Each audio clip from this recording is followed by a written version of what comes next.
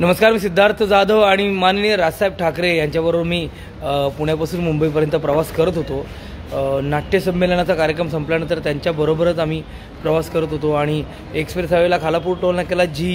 येताना त्यांनी जी ट्रॅफिकची रांग पाहिली,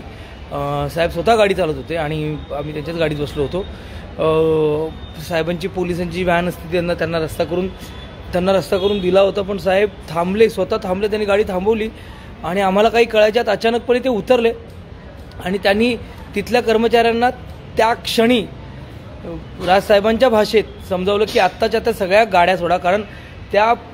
4-5 किलोमीटर लांब रांग होती त्या वाहनांची आणि त्यात कुठेतरी एक ॲम्ब्युलन्स अडकली होती, लोक कंटाळली होती। पण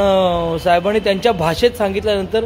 लगच्या लगेच सगळ्या गाड्या पटापटा सोडण्यात आल्या आणि एवढं करून साहेब थांबले नाही, साहेब तिथे थांबले, त्यांनी गाड्या जाईपर्यंत, ते ॲम्ब्युलन्स जाईपर्यंत